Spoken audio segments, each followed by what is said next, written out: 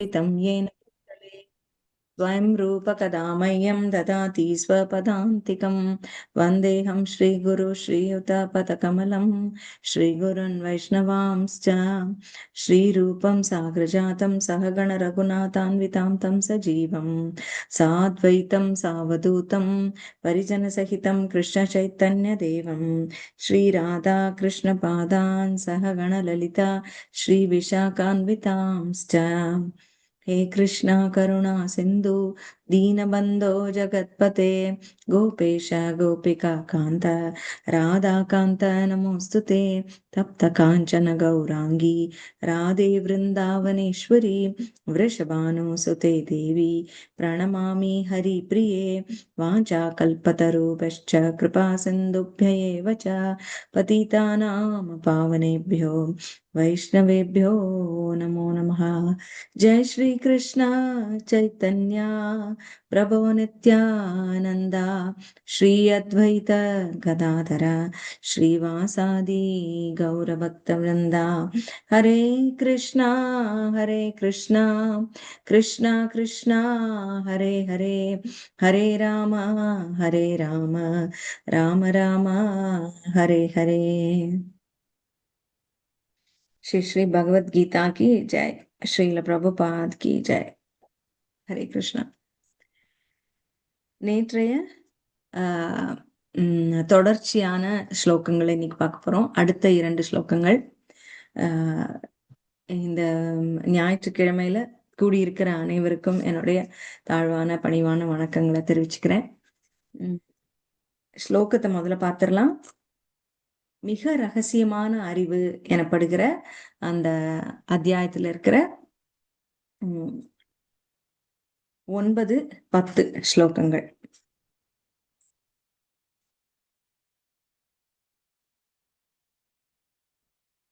நச்ச மாம் தானி கர்மாணி நிபத்னந்தி தனஞ்சய உதாசீனவதாசீனம் அசக்தம் தேஷு கர்மசு மயாத்யக்ஷேன பிரகிருதி சூயதே சச்சராச்சரம் ஹேதுநானேன கௌண்டேய ஜகத் விபரிவர்த்ததே. இப்படியாக 2 ஸ்லோகங்கள். வேர்ட் டு வேர்ட் மீனிங் பார்க்கலாம். நான் இல்லை ச மேலும் மாம் என்னை தானி எல்லா கர்மாணி செயல்கள் நிபத்னந்தி பந்தப்படுத்துவது தனஞ்சய செல்வத்தை வெல்வோனே உதாசீவத் நடுநிலையில் ஆசீனம் அமைந்து அசக்தம் பற்றின்றி தேஷு அந்த கர்மசு செயல்களில் தனஞ்சயனே இச்செயல்கள் எதுவும் என்னை பந்தப்படுத்த முடியாது. நடுநிலையில் அமைந்துள்ள நான் இந்த பௌதீக செயல்களிலிருந்து எப்போதும் விலகியே உள்ளேன். அப்ப இந்த செயல்கள் அப்படின்னா முன்னாடி எந்த செயல்களை சொல்றார் அப்படின்றத லைட்டா நம்ம பார்க்கணும். இல்லைன்னா இந்த செயல்கள்னா நம்மளுக்கு அப்படியே இப்போ இண்டிவிஜுவலா ஸ்லோகங்களை அப்படியே நம்ம பார்க்கக்கூடாது. அதுவும் நம்மளுடைய புரிதலை என்ன செஞ்சிடும், கட்டுப்படுத்தி விடும். அதுக்குள்ள மட்டும் நம்ம புரிஞ்சுக்க ட்ரை பண்ணக்கூடாது. அதுல உள்ள முன்னாடி உள்ள ரெஃபரன்ஸ் கொஞ்சம் பார்த்துட்டு போகணும். அப்படின்னு பார்க்கும்போது என்ன சொல்லியிருக்காரு 8வது ஸ்லோகத்துல, பிரபஞ்ச தோற்றம் முழுவதும் எனக்கு கீழ்ப்பட்டது. எனது விருப்பப்படி அது மீண்டும் மீண்டும் தானாக படைக்கப்பட்டு இறுதியில் எனது விருப்பப்படி அழிக்கப்படுகிறது. இதுதான் நம்ம பார்த்தோம் லாஸ்ட் கிளாஸ்ல, எப்படி பகவான் உலகத்தை உண்டு உமிழ்கிறார் அப்படின்னு நம்ம பார்த்தோம். அவர் முதல்ல இந்த உலகம் தானாக அழிகிறது, இதர் பிரளயம் ஆகிறது, தோன்றுகிறது, அழிகிறது அப்படிங்கிற கான்செப்ட் 8வது அத்தியாயத்துல சொன்னாருன்னு பார்த்தோம். அது அடுத்தது 9வது அத்தியாயத்துல அதையே போன இந்த ஸ்லோகங்கள்ல எல்லாம், நேற்று உள்ள ஸ்லோகங்கள்ல எல்லாம் என்ன சொன்னார் அப்படின்னா, இந்த மாற்றங்கள், இந்த தோன்றுவதும் அழிவதும் யாரால் செய்யப்படுகிறது அப்படிங்கறத சொன்னார். அதுதான் நம்முடைய புரிதலின் அடுத்த நிலை அப்படின்னு பார்த்தோம். இது இப்போ அதுக்கு அடுத்த நிலைக்கும் நம்ம அழைத்து போகிறார். எப்படின்னு பார்க்கலாம்.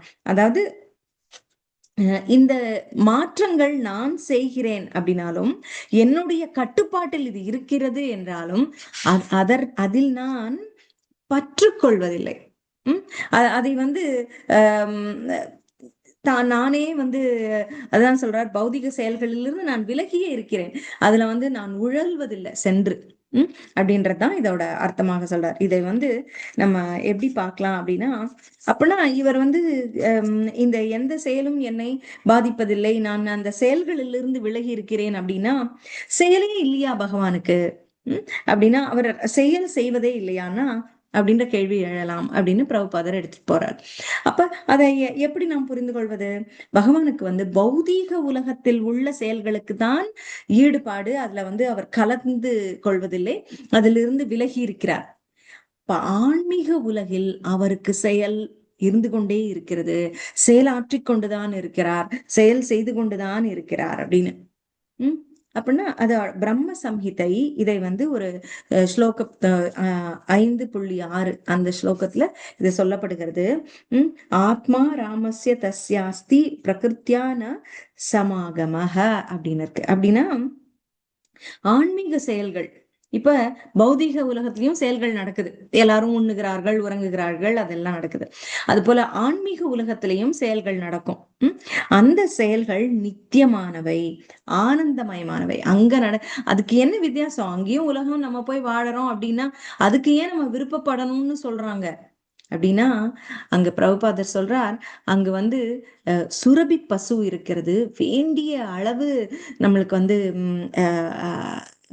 அதாவது வேண்டிய அளவு இல்ல, வேண்டியதை விட அதிகமாக வள்ளல் பசு அது. இந்த சுரபி பசு அது போல அது பால் பால் கொடுக்கிறது. அந்த பாலின் மூலமாக அப்படியே எதேஷ்டமா பால் பொருட்கள் இருக்கு. அப்புறம் அந்த டிசையர் ட்ரீ அப்படின்னு சொல்லுவாங்க, கற்பக விருட்சம் இருக்கு. கற்பக விருட்சம் என்னன்னா, நீ என்ன கேக்குறியோ அதை கொடுக்கும். என்ன விரும்பி எனக்கு வந்து இப்ப லட்டு சாப்பிடணும்னு இருக்கு, இப்ப காஜு கத்லி சாப்பிடணும்னு இருக்கு, எனக்கு வந்து ஒரு கடற்கரையில் நீராட வேண்டும் போல இருக்கிறது, என்ன விருப்பப்படுகிறையோ அதை வந்து கொடுக்கும் அப்படின்றது. ஆனா அதை கேட்க மாட்டாங்க ஆன்மீக உலகத்தில் இருக்கக்கூடியவர்கள். என்ன கேட்பாங்க? பகவானின் சேவையை கேட்பார்கள். பகவானுக்கு நான் இப்படி பாட வேண்டுமாக எனக்கு ஒரு ஆற்றலை கொடு, இப்படி ஒரு புரிதலை கொடு, அப்படிதான் ஆன்மீக உலகத்துல கேட்பாங்க. ஏன்னா அந்த ஆன்மீக உலகத்துல பகவானோட இருக்கக்கூடியவர்கள் யாரு? ஆழ்வார் ஆச்சாரியர்கள், நம்முடைய குரு மகாராஜர்கள், பிரபுபாதர் போன்றவர்கள். அவங்க ஏன் வந்து இப்படி சின்ன சின்ன ஆசைகளை கேட்பாங்க? அவங்க எப்படி கேட்பாங்க? என்னுடைய புரிதல் இன்னும் மேம்படணும், நான் உனக்கு இன்னும் அதிகமாக சேவை செய்ய வேண்டும் என்று விருப்பம். அப்படின்னா இதுதான் அவர்களுக்கு விருப்பமாக இருக்கும். நம்ம பாக்குறோம் இல்லையா, என் கண்களில் எப்போது தாரை தாரையாக கண்ணீர் கொட்டும், என் மயிர் எப்போது என் மயிர்கால்கள் கூச்சமெறியும் அப்படின்னு தான் சைத்தன்ய மகாபிரபு கேட்கிறார். அந்த காலம் எனக்கு எப்போது வரும் அப்படின்னு தான் கேட்கிறார். அது போல அதைத்தான் அவர்கள் விரும்புவார்கள். அதையும் அந்த கற்பக விருட்ச மரம் கொடுக்கும். அதுவும் அல்லாது இந்த சின்ன விஷயங்கள் எதனாலுமே அது கொடுக்கக்கூடியது. அப்புறம் அங்க என்ன இருக்கும்? அதாவது சிந்தாமணி கற்கள். சிந்தாமணி அப்படிங்கிறது என்னன்னா, அதை வந்து பல விஷயங்களுக்கு உதாரணமாக சொல்லுவாங்க சிந்தாமணி கற்களை. எதற்கு முக்கியமா என்ன அப்படின்னா, அதோட தன்மை என்ன அப்படின்னா, அது அது பட்டா அது எதை தொடுகிறதோ அந்த பொருள் தங்கமாகிவிடும் அப்படின்னு சொல்றதுதான் மிடாஸ் டச் ஸ்டோன் அப்படின்னு சொல்றாங்கல்ல. அது போல அது அந்த சிந்தாமணிக்கல். அந்த சிந்தாமணி கல்லுக்கு ஒரு குணம் என்ன அப்படின்னா, எதை தொடுகிறதோ அதை மாற்றுமே தவிர அது பட்டதுனால பேக்வேர்டு ஜேர்னி இருக்காது. அது தொடர்ந்து இப்ப கல்லு தொடுது, கல்லுக்கு ஒரு தன்மை இருக்கு அப்படின்னா அந்த தன்மை இந்த சிந்தாமணிக்கு வந்துடாது.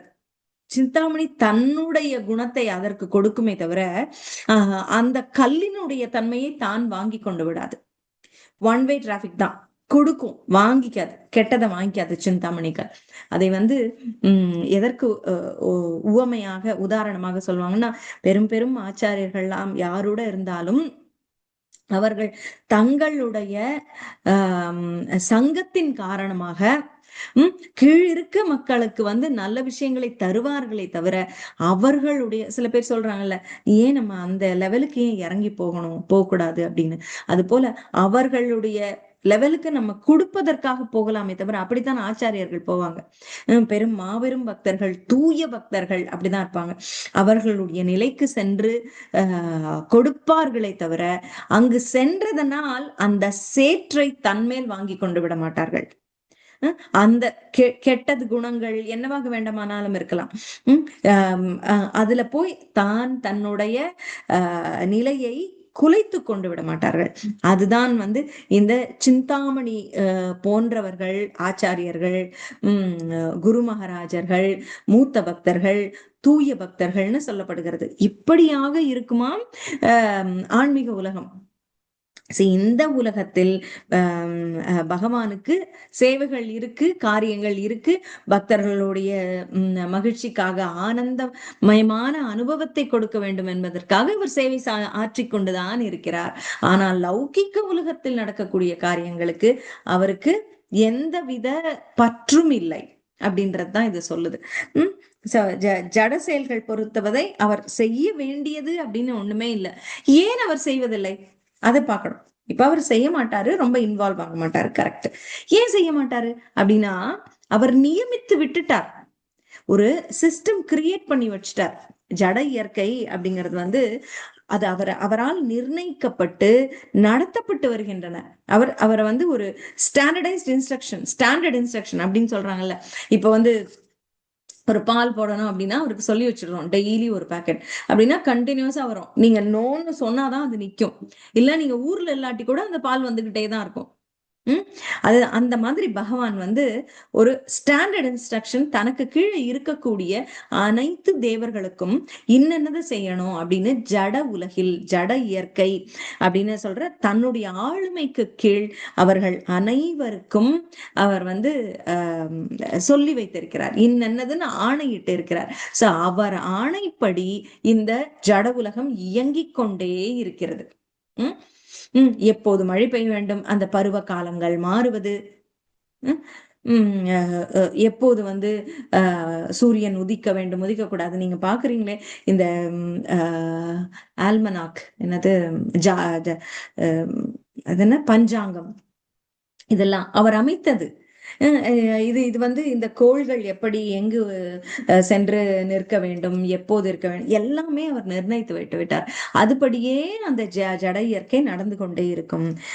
இங்கு பகவான் இதில் நேரடியாக தலையிட வேண்டுவதில்லை அப்படின்றது அவர் சொல்லிட்டார். அவருடைய ஆணைக்குள் எல்லாமே நடந்து கொண்டிருக்கிறது. ஆனால் அவர் தினம் தினம் அதில் ஈடுபட வேண்டியதில்லை அப்படிங்கிறது. சோ அப்ப இதை என்ன வார்த்தை உதாசீனவத் அப்படின்னு, உதாசீனவத்னா பற்றற்று விலகி இருத்தல். அதாங்க இங்க பாத்தீங்கன்னா அர்த்தத்துல பாருங்க, நடுநிலை, நியூட்ரல். நடுநிலை அப்படின்னா அங்கும் இல்லை இங்கும் இல்லை, நியூட்ரல், நடுநிலையாக இருக்கிறது, சமநிலையாக. உதாசீனவத் அப்படின்னா உதாசீனப்படுத்துறது அப்படின்னு நம்ம ஒரு வார்த்தை பாக்குறோம். அதுவும் என்ன அப்படின்னா கவலை கொள்ளாமல் விடுவது, அதுதான் உதாசீனவத். அப்படி உதாசீனமாக தான் இப்படி இருக்கே அப்படின்னு நம்ம ரொம்ப இன்வால்வ் ஆயிடுறது. சில சமயம் நம்மளே என்ன பண்ணிடுறோம்னா சிலதை இக்னோர் பண்ணலாம். எல்லாத்துக்கும் நம்ம தான் காரணம், நாம தான் பொறுப்பு அப்படின்னு இந்த உலகமே தன் தலையில் தான் இயங்குகிறது அப்படின்னு சில பேர் என்ன பண்ணுவாங்க, எல்லா விஷயத்துக்கும் தலையிடுவாங்க. போயிட்டு அது சரியாச்சு, அது அவங்க செய்யறவங்க செய்வாங்க அப்படின்ற ஒரு நம்பிக்கையோடு அவர்களை விடலாம். ஆனா ஒருத்தவங்க வேலை செஞ்சுட்டு இருக்காங்களா, அவங்க கிட்ட போய் இது பண்ணிட்டீங்களா என்ன அப்படின்னு தான் ஒரு கண்ட்ரோல் எல்லாத்தையும் வச்சுக்கிறோம் அப்படிங்கறத காட்டிக்கிட்டே இருப்பாங்க. ஆனா அது கிடையாது. நம்ம சொன்னது அவர்கள் கேட்டுக்கொண்டுதான் அவர்கள் செய்து கொண்டு இருக்கிறார்கள். அது நடந்து கொண்டேதான் இருக்கும். அது அந்த என்ன சொல்றது, அதுல ரொம்ப தலையீடு அந்த ஊழியர்களுக்கே பிடிக்காது. ஒரு ஸ்டேஜுக்கு அப்புறம் இது கரெக்டா நடந்து, இது சும்மா சும்மா நோய் நோய் நோய்னு தலையிட்டு கொண்டே இருந்தாலும் சிலருக்கு பிடிக்கிறது இல்லை. அந்த மாதிரியும் சில பேர் இருப்பாங்க. அதாவது எல்லா காரியத்துக்கும் தான் தன்னுடைய தன்னுடைய இது இருந்தே தீரணும். போய் போய் இது இருக்கா, இது பண்ணிட்டீங்களா, ஃபாலோ அப் பண்ணிக்கிட்டே இருப்பாங்க. அதுதான் நம்ம இந்த நடுநிலையாக நியூட்ரலா நம்பிக்கையோடு இருந்தணும். இப்ப அது நடக்காம போகுது, அவங்க செய்ய மாட்டாங்கன்னு தோணினாதான் நம்ம போய் கேட்கணும். இப்ப அவங்க மறந்துட்டாங்க, இப்ப ஒரு பேங்க்ல ஒண்ணு அனுப்பணும், அவங்க அனுப்பல அப்படின்னா 4 தடவை போன் பண்ணி கேட்கறது. அதெல்லாம் சில இடத்துல செய்ய வேண்டிதான் இருக்கு. சில ஆபீஸ்ல அது வேற, அந்த இடங்கள்ல செய்யணும். ஆனா சிலர் என்ன பண்ணுவாங்கன்னா சரியா நடந்துகிட்டு இருக்க சிஸ்டமையே 4 தடவை திரும்ப திரும்ப கேட்பாங்க. இங்க எங்க அனுப்பிச்சிட்டீங்களா, பண்ணிட்டீங்களா, இங்க போய் கேட்டீங்களா, வச்சீங்களான்னு கேட்டுட்டே இருப்பாங்க. அதுக்குன்னு நான் ஒரு காலம் சொல்லியிருக்கேன். ம். இப்போ இந்த திங்கட்கிழமை தான் ரெடி ஆகும்னு சொல்லியிருக்கேன்னா, திங்கட்கிழமைக்கு முன்னாடியே 4 தடவ கூட்டி பண்ணி அம் ரிமைண்ட் பண்ணிட்டே இருப்பாங்க. அதுதான் நச்சரிப்பு அப்படின்னு ஆயிடும். ம். அது போல இல்லாமல் எப்ப அதுக்கு தான் நம்ம சிலவற்றை உதாசீனம் செய்வதும் நல்லதுதான். உதாசீனவத்தா இருக்கணும். ம். கொஞ்சம் நியூட்ரலா நிக்கணும். இல்லன்னு போய் நம்ம வந்து நச்சரிக்க கூடாது அப்படிங்கிறது. அப்படியாக பகவான் உதாசீனவத் ஆசீனம் அப்படி ஆசீனமாக அமைந்திருக்கிறார். நடுநிலையாக அமைந்து இருக்கிறார். அசக்தம் சக்தம்னா பற்று, அசக்தமா இருக்கார். பற்றின்றி தேஷு கர்மசு, அந்த செயல்களில், இந்த செயல்கள் எல்லாம் நடந்து கொண்டே இருக்கிறது. அந்த செயல்களில் பற்றில்லாமல் அவர் வந்து நடுநிலையாக அப்படியே நின்னு பாக்குறார். இதுக்கு வந்து இன்னொரு ஒரு ஒரு என்ன சொல்றது, இன்ட்ரெஸ்டிங்கான ஒரு உவமை என்ன அப்படின்னா, நீதிபதி அப்படிங்கிற நிலையில வச்சுக்கலாம். இப்ப வந்து ஒரு திருடனாக இருக்கிறான், கொள்ளை செய்து விடுகிறான், அவனை போலீஸ் வந்து பிடிச்சு கொடுக்குது அப்படின்னா, அவனுக்குள்ள தண்டனையை நிர்ணயிப்பது நீதிபதி. அந்த நம்ம கோர்ட்டுக்கு போறோம், நீதிமன்றத்துக்கு போறோம், நீதிபதி கொடுக்கிறார். இப்ப இவர் வந்து இந்த திருடனை பொறுத்தவரை அவனுக்கு தண்டனை என்ன? அவனுக்கு கெடுதல் தண்டனை, அதாவது கெட்டது, அவன் செஞ்ச கெட்டதுக்கு அவனுக்கு கெட்டது கிடைக்கும். சில இடங்கள்ல என்ன நடக்குது அப்படின்னா, இந்த நீதிபதியின் வாக்கால் நல்லதும் நடக்கும். எப்படி? சிலர் சொத்துக்காக போட்டிருப்பாங்க. தவறாக அவர்கள் வந்து ஒருவர் அபகரிக்க பார்ப்பாங்க. அப்ப வந்து இவர்கள் வந்து கோர்ட்ல போட்டிருப்பாங்க. அப்ப இவர்களுக்கு நியாயமாக கிடைக்க வேண்டிய சொத்து இவர்களுக்கு கிடைக்கும். அப்ப இந்த நீதிபதியால் அது நடக்கும். அதனால நீதிபதி வந்து எல்லாருக்கும் குற்றம் தான் இது பண்ணி தண்டனை வாங்கி கொடுப்பாருங்கிறது இல்ல. நல்லதையும் மீட்டு கொடுப்பார், நல்லவர்களை விடுவிக்கவும் செய்வார். இந்த மாதிரி எல்லாமே இந்த நீதிபதி செய்வார். கரெக்டா? நீதிபதி எது வேணா செய்யலாமா இப்படி? ஆனா அவர்களுக்கு ஏற்படுகிற நன்மையோ தீமையோ இவருக்கு ஏதாவது பங்கா? நீதிபதிக்கு அவனுக்கு தண்டனை கிடைத்தால் அது நியாயமாக அவன் செய்த காரியத்துக்காக அவனுக்கு கிடைக்குது. அதனால இவருக்கு எந்த இழப்பும் கிடையாது. அதே போல ஒருவருக்கு வந்து நியாயமான சொத்து கிடைக்கிறது, நியாயமான ஒரு பல விஷயங்கள், நியாயம் அநியாயம் ரெண்டையும் தானே கொடுக்கிறார். இவங்க ரெண்டு பக்கம் இருக்கு, அங்கதான் நடுவுல இருக்கார் நீதிபதி.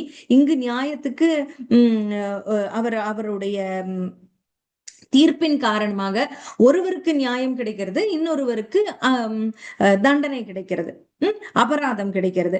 அப்ப இவங்களுக்கு நல்லது, அவங்களுக்கு கெட்டது. சோ இவங்க இவர்களுக்கு நன்மையாக இருப்பதில் அவருக்கு ஏதாவது நன்மையா?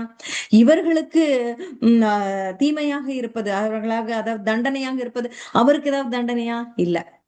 அவர் அவர் சொல்கிறாரே தவிர அவருக்கு எந்த விதமான தண்டனையிலோ அல்லது நன்மையிலோ பங்கு இல்லை. ஆனால் அவர் அதை அலசி ஆராய்வார். ஆராய்ந்து பார்த்து ஒரு முடிவை சொல்லுவாரே தவிர அந்த முடிவில் அவருக்கு எந்தவித ஈடுபாடும் இல்லை, பங்கும் இல்லை. அதே போல அப்ப என்ன நம்ம பார்க்கணும்? இந்த தண்டனைக்கு காரணம் நீதிபதியா அப்படின்னு பார்க்கணும். அந்த தண்டனை அவனுக்கு கிடைச்சதே அந்த நீதிபதி தான் கொடுத்தாரு அப்படின்னு அவர் ஏதாவது குற்றம் சொல்ல முடியுமா? கிடையவே கிடையாது. அவனுடைய காரியம் அவனுக்கு அந்த தீமையை கொடுத்தது, தண்டனையை கொடுத்தது. சோ அந்த கொள்ளை அடித்தான், கொலை செய்தான் அப்படிங்கிற அவனுடைய செயல் அவனுக்கு அந்த தண்டனையை வாங்கி கொடுத்தது. சொன்னவர் தான் இந்த நீதிபதி. நீதியை எடுத்து சொன்னாரே தவிர அந்த அந்த தண்டனைக்கு காரணம் அவர் அல்ல. காரணம் யாரு? தான் அவனுடைய பாவங்கள், அவன் செய்த பாவங்கள், அவன் செய்த செயல்கள் அவனுக்கு அந்த தண்டனையை வாங்கி கொடுத்திருக்கிறது. அதே போல இந்த ஆன்மீக உலகம் அப்படின்ற இந்த வாழ்க்கையே நம்ம பார்த்தோம் அப்படின்னா நாம் யாரு? உம் நாம் நமது கர்மா எல்லாம் இந்த திருடன் அந்த மாதிரின்னு வச்சுக்கோங்களேன். திருடன்னு கிடையாது, நம்ம செய்கிற கர்மா ஒரு பக்கம். இந்த ஒரு உதாரணத்தை வாழ்க்கைக்கு, இந்த ஆன்மீக வாழ்க்கைக்கு பொருத்தி பார்த்தால் எப்படி வருது அப்படின்னா, இந்த ஜட இயற்கையின் சட்டம் அதுதான் இந்த போலீஸ் சட்டத்தை வந்து நிலைநாட்டுது இல்லையா. போலீஸ் நீ வந்து இந்த தண்டனை பிடிச்சிட்டு வருது. அதே போல இங்க இருக்கிற இயற்கை சட்டம், நீ வந்து இன்னைக்கு மரத்தை நடுறியா, உனக்கு வந்து நாளைக்கு பழம் கிடைக்கும் அப்படிங்கிறது இயற்கையின் சட்டம். அந்த இயற்கையின் சட்டம் அமைக்கப்பட்டிருக்கு. நாம எது செய்கிறோமோ அது நமக்கு திருப்பி வரும். இப்ப வந்து இப்படி மட்டுமல்ல, நீ ஒரு புண்ணியம், அதுக்கு வந்து ஒரு நீதிபதியே வேண்டாம். என்ன, நீங்க ஒருவருக்கு உதவி செய்திருக்கிறீர்கள் அப்படின்னா அவர்கள் மாறாக உங்களுக்கு நன்றியாக இருக்கிறார்கள். உங்களுக்கு தேவைப்படும் போது அவர்கள் வந்து நிற்கிறார்கள் அப்படின்னா இது ஒரு நீதிபதி சொல்ல வேண்டாம், இது ஆட்டோமேட்டிக்கா நடக்கும். இதுதான் வந்து இயற்கையின் சட்டம். அவர்களுடைய இதுதான் நம்ம வேல்யூ சிஸ்டம், நம்முடைய பண்பாடு அப்படின்னு சொல்லப்படுகிறது. இதுதான் மனித இயல்பும் கூட. இந்த சட்டம் இதுதான் ஜட இயற்கையின் சட்டம். ஒண்ணு விதிச்சிருக்கார் பகவான். இப்படி நீ பண்ணா என்னது தானே நடக்கும். ஆனா நீ வந்து யாருக்குமே உதவாம நீ பாடு உங்க வீட்டுல இருக்க, ஆனா பக்கத்துல இருக்கவங்க யாருக்கும் எதுவும் பண்ண மாட்டேன், தேவைன்னா கூட போய் நிக்க மாட்டேன் அப்படின்னா உனக்கு தேவைங்கும் போது யாருமே வர மாட்டாங்க. அப்படிங்கறதும் இயற்கையின் சட்டம் தான்.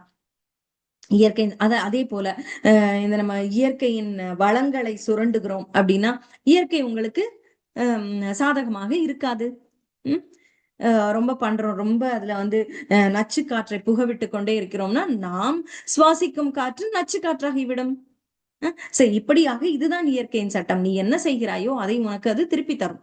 இது இந்த இந்த சட்டத்துக்கு எல்லா மாற்றங்களுக்கும் எல்லா செயல்களுக்கும் பகவானே வந்து ஓ இப்படி இருக்கா, மாசுபாற்று இருக்கா காற்று, சரி நீ வந்து இனிமே இவனுக்கும் இந்த ஊர் மக்களுக்கும் மாசு காற்றை கொடு அப்படின்னு பகவான் வந்து சொல்ல வேண்டாம். இயற்கையே அதை நிர்ணயிக்கும். ஏன்னா இயற்கைக்கு பகவான் அந்த அதிகாரத்தை, அந்த ஒரு ஒரு அமைப்பை அவர் அமைத்து கொடுத்து விட்டார் அப்படின்றதுதான் இங்க பகவான் சொல்றார். இதை வந்து நான் நிர்ணயித்து விட்டேன், இதுதான் அப்படின்றது என்னுடைய ஆணைப்படி அது செயலாற்றிக் கொண்டே இருக்கிறது. அதற்கு வந்து நாளும் பொழுதும் நான் வந்து தலையிட்டு செய்ய வேண்டும் என்பது இல்லை அப்படிங்கறது. அதான் சொல்றார். அந்த மூன்றாவது நாம இருக்கக்கூடியது நம்முடைய கர்மா.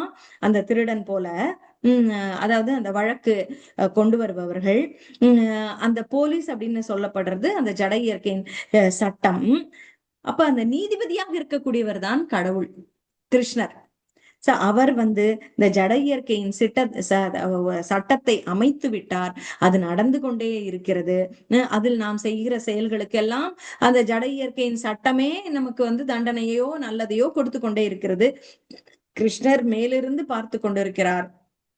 இதை நான் சரியாக நடக்கிறதான்னு தான் பாக்குறார். இதுதான் இந்த இந்த ஒரு உவமைக்கு ஒரு நெக்ஸ்ட் லெவல்ல நம்ம புரிஞ்சுக்கிறது. அதே பாத்தீங்கன்னா மூன்றாவது அத்தியாயத்தில் என்ன சொல்றார் அப்படின்னு, அதாவது 27வது ஸ்லோகம் பாத்தீங்கன்னா மூன்றாவது அத்தியாயத்துல प्रकृते क्रियमाणानि गुणै कर्माणि सर्वशः அகங்கார விமூடாத்மா கர்த்தாகம் இதி மன்யதே அப்படின்னா, அகங்காரத்தினால் பாதிக்கப்பட்டு மயங்கிய ஆத்மா பௌதிக இயற்கையின் முக்குணங்களால் நடைபெறும் செயல்களுக்கு தன்னையே கர்த்தா என்று எண்ணிக்கொள்கிறான். இப்படியாக பகவான் நிர்ணயித்து வைத்திருக்கிறார். அதுபடியே இந்த ஜட இயற்கை காரியங்கள் நடக்குதுன்னு பார்த்தோம் இல்லையா. இப்ப நான் செய்தேன், எனக்கு வந்து ஆட்டோமேட்டிக்கா உதவி கிடைக்கிறது, இதெல்லாம் வந்து இயற்கையின் சட்டம். ஆனால் தானாக நடக்கக்கூடிய விஷயங்களை கூட இந்த உயிர்வாழி என்ன நினைச்சுப்பானா, என்னால் தான் நடக்கிறது அப்படின்னு. அதேதான் நீங்க அகங்காரத்தினால் பாதிக்கப்பட்டு மயங்கிய ஆத்மா. பௌதிக இயற்கையின் முக்குணங்களால் நடைபெறும் செயல்களுக்கு தன்னையே கர்த்தா என்று எண்ணிக்கொள்கிறான். இதுதான் வந்து ஒரு தவறான புரிதல். அடுத்த லெவலுக்கு என்ன போறார் அப்படின்னா, ஜட இயற்கை முக்குணங்களுக்கு உட்பட்டது அப்படின்னு சொல்றார். ஆனால் நான் அதை படைத்திருக்கிறேன், இந்த முக்குணங்களையும் நான் தான் படைத்தேன், ஆனால் அதற்கு அப்பாற்பட்டு நான் இருப்பேன் அப்படிங்கிறதையும் சொல்றார். இதுக்கும் இப்ப இந்த நம்ம பார்க்கக்கூடிய இந்த 9வது 10வது ஸ்லோகங்களுக்கும் உள்ள கனெக்ஷன் என்ன அப்படின்னா, அப்படி முக்குணங்களுக்கு ஆட்பட்டு ஜட இயற்கை எப்படி சட்டங்களை செய்து கொண்டே வருகிறது அப்படின்றத அங்க பார்த்தோம். ஜட இயற்கை தான் 3வது அத்தியாயத்துல அப்படி சொன்னார். ஜட இயற்கையின் காரியங்கள் வந்து முக்குணங்களின் சேர்க்கையெல்லாம் நடக்கிறது, ஆத்மா வந்து தானுன்னு நினைச்சுக்கிறான் அப்படின்னு. ஆனால் இப்ப என்ன அதோடது அப்படின்னா, நீதிபதியின் ஆணைப்படி காரியம் நடப்பது போல பகவானின் ஆணைப்படிதான் இந்த சட்டம் நடக்கிறது அப்படிங்கறத இப்ப சொல்றார்.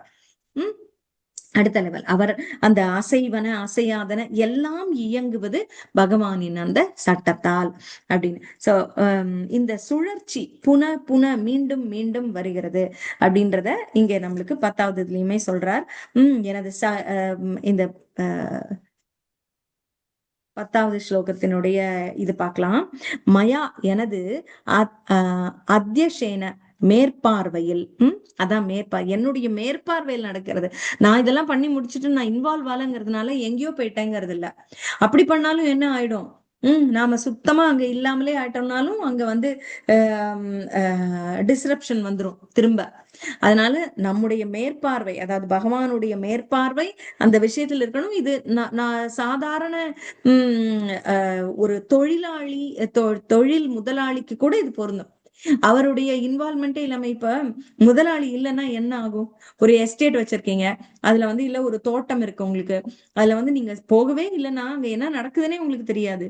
அது உங்களுக்கு வந்து பறவை குரங்குகள் தின்றது போக, உங்கள் மேனேஜராக நீங்க வச்சிருக்க கூடியவங்க, அதை பாத்துக்க கூடியவர்கள் தின்றது போக, அது போக என்ன இருக்கோ அந்த ஈல்டு தான் உங்களுக்கு கிடைக்கும். அது அது ஆனால் நாமே வந்து அவர்களுக்கு உரிய பங்கை கொடுத்து பண்ணி நம்ம இருந்தோம்னா நம்முடைய விளைச்சல் நன்றாக நமக்கு கிடைக்கும் இல்லையா? நமக்கு சொந்தமா இருக்கு அப்படிங்கிறதுக்காக, நம்ம தான் அதற்கு முதலாளி அப்படிங்கிறதுக்காக அதை கவனிக்காமலே இருக்க மாட்டோம். அது போல இங்கு பகவான் வந்து அவரோட அத்தியசேன அப்படிங்கிறார். அதாவது மேற்பார்வையில் பிரகிருதி ஜட இயற்கை சூயத்தே தோன்றுகின்றது. இரண்டும் அச்ச சர அச்சரம் அசைகின்ற அசையாத இரண்டும் ஹேதுனா காரணத்தால் அனேன இந்த கவுண்டேய குந்தியின் மகனே ஜகத் பிரபஞ்ச தோற்றம் விபரிவர்த்தத்தை செயல்படுகின்றது. குந்தியின் மகனே, எனது சக்திகளின் ஒன்றான இந்த ஜட இயற்கை எனது மேற்பார்வையில் செயல்பட்டு அசைகின்ற மற்றும் அசையாதனவற்றை எல்லாம் உண்டாக்குகின்றது. சோ நான் உண்டாக்கல, புரியுதுங்களாங்க? முதல்ல என்ன சொன்னார்? முக்குணங்களுக்கு உட்பட்ட ஜட இயற்கை தான் காரியங்களை செய்கிறது. ஆனால் விமூடாத்மா, மயங்கிய ஆத்மா என்ன நினைக்கிறான்? தான் செய்கிறேன் என்று நினைக்கிறான். அது இல்லை அப்படின்னு சொன்னார். இவற்றுக்கெல்லாம் நான் அமைக்கிறேன், ஆனால் நானே நேரடியாக இதனை செய்வதில்லை, ஜட இயற்கையே இதை செய்து விடுகிறது அப்படின்னு இங்க சொல்றார். அசைகின்ற மற்றும் அசையாதனவற்றையெல்லாம் உண்டாக்குகின்றது ஜட இயற்கை. அதன் ஆணைப்படி இந்த தோற்றம் மீண்டும் மீண்டும் படைக்கப்பட்டு அழிக்கப்படுகின்றது. அந்த என்னுடைய சக்திகளில் ஒன்றான ஜட இயற்கை. சோ என்னுடைய சக்தி தான் அங்கு வேலை செய்கிறது. ஜட இயற்கை, ஜட இயற்கை அப்படின்றது வந்து என்னுடைய சக்தியாக அங்கு வேலை செய்கிறது. எங்கு நீர்நிலை இருக்க வேண்டும், எப்போது வந்து மழை பொழிய வேண்டும், எப்போது வந்து பனி கொட்ட வேண்டும், எல்லாம் என்னுடைய சட்டப்படி நடக்கிறது. நான் ஆணை இட்டது அப்படின்றது. சோ இதை வந்து இந்த தோற்றம் மீண்டும் மீண்டும் படைக்கப்பட்டு அழிக்கப்படுவது என்னால் அப்படின்றத இங்க சொல்லியிருக்காரு. அடுத்தது நீங்க பாத்தீங்கன்னா 13வது அத்தியாயத்துக்கு போனா, அதுல இந்த சுழலில் சிக்கியது எதனால் அப்படிங்கிற அடுத்த நிலை நம்மளுக்கு சொல்றார். அது வந்து ஆன்மா ஜட சம்பந்தத்தால ஜட சம்பந்தம் பெறுகிறது. ஆன்மா சும்மா இருந்திருந்தா அந்த சுழல்ல சிக்காது. ஆன்மீக உலகத்துல இருந்துட்டே போயிருக்கும். ஆனா அவருக்கு அதற்கு ஒரு ஆசை ஏற்படுகிறது, தான் வந்து இதை அனுபவிக்க வேண்டும்னு.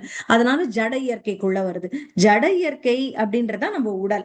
அந்த ஜட இயற்கையின் பகுதி நம்ம உடல். சோ அப்ப அந்த உடலுக்குள் வருகிறது. அப்ப முக்குணங்களுக்கு ஆட்படுகிறது. அந்த முக்குணங்களுக்கு ஆட்பட்டு அனுபவிக்கிறது.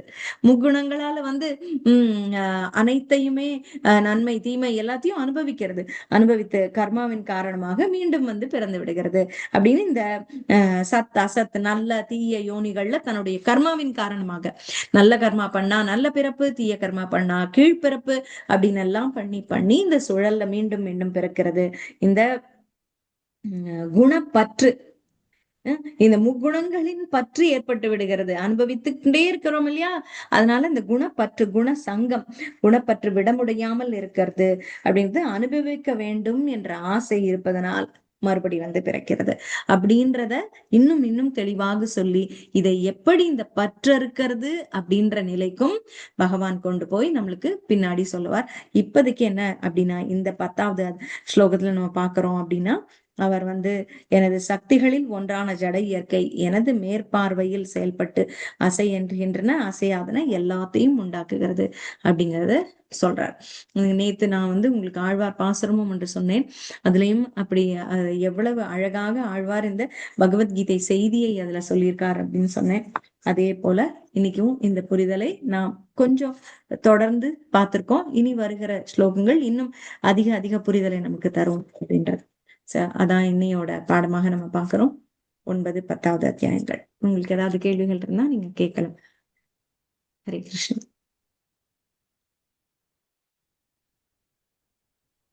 ஹரே கிருஷ்ணா மாதாஜி. ஹரே கிருஷ்ணா. சொல்லுங்க சுசித்ரா மாதாஜி, கண்டினியூ பண்ணுங்க. ஹரே கிருஷ்ணா மாதாஜி. ஹரே கிருஷ்ணா. தெளிவா சொன்னீங்க மாதாஜி. நம்ம எப்படி இருக்கணும், நம்ம எப்படி நடந்துக்கிடணுங்கிறது ரொம்ப கிளியரா புரிஞ்சது மாதாஜி. ஹரே கிருஷ்ணா மாதாஜி. தேங்க்யூ மாதாஜி. ஸோ மாதாஜிக்கு ஒரு முறை ஹரே கிருஷ்ணா மகாமந்திரம் சொல்லி நம்ம நன்றி தெரிவிச்சுக்கலாம். ஹரே கிருஷ்ணா ஹரே கிருஷ்ணா கிருஷ்ணா கிருஷ்ணா ஹரே ஹரே ஹரே ராம ஹரே ராம ராம ராம ஹரே ஹரே. ஹரே கிருஷ்ணா மாதாஜி. ஹரே கிருஷ்ணா பிரபுஜி. நன்றி. ஹரே கிருஷ்ணா. ஹரே கிருஷ்ணா. chanting